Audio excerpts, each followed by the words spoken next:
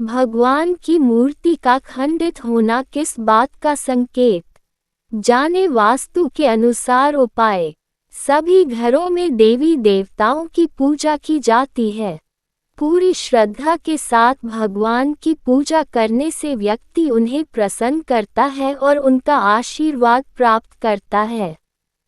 वास्तु शास्त्र के अनुसार घर में एक विशेष पूजा स्थल होता है जहां भगवान की मूर्तियां रखी जाती हैं। अक्सर पूजा के दौरान या अन्य कारणों से मूर्तियां टूट जाती हैं। इसका क्या मतलब हो सकता है और इन टूटी हुई मूर्तियों के साथ क्या किया जाना चाहिए? आइए जानते हैं विस्तार से। घर में खंडित मूर्तियां लाती है नकारात्मकता। घर में खंडित मूर्तियां रखने से नकारात्मक ऊर्जा बढ़ने लगती है।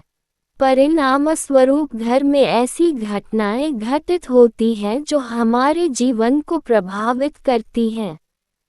टूटी हुई मूर्तियां नकारात्मक ऊर्जा को आकर्षित करती हैं और घर का माहौल खराब होने लगता है। खंडित मूर्ति किस बात का संकेत?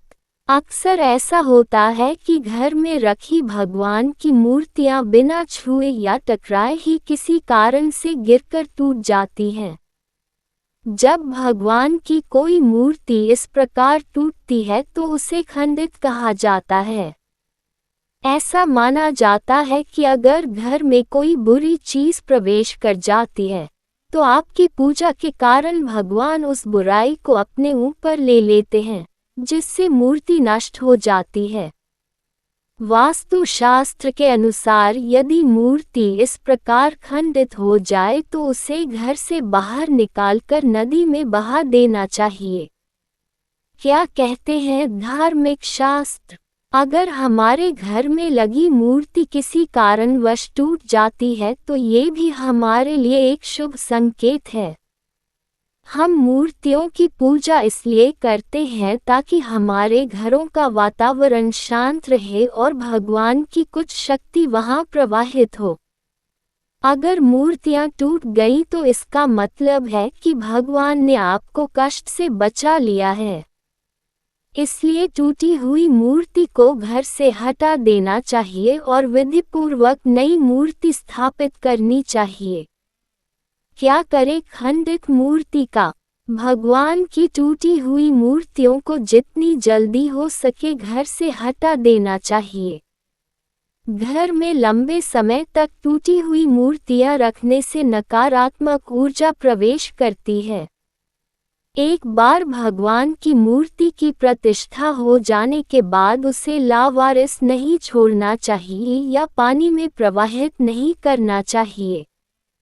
ऐसी मूर्तियों को नजदीकी मंदिर या पुजारी को दे देना चाहिए जो इनका उचित उपयोग करेगा। वहीं जिन मूर्तियों की प्राण प्रतिष्ठा नहीं हुई है उन्हें जल में या किसी पवित्र स्थान पर विसर्जित कर देना चाहिए। ये भी याद रखें कि अगर आपके घर में मूर्तियां या फ्रेम वाली तस्वीरें हैं तो अपने घर या पूजा कक्ष में टूटी फ्रेम वाली तस्वीरें रखने से बचें। अगर आप फोटो रखना चाहते हैं तो फ्रेम बदल लें या नया फ्रेम लगा लें।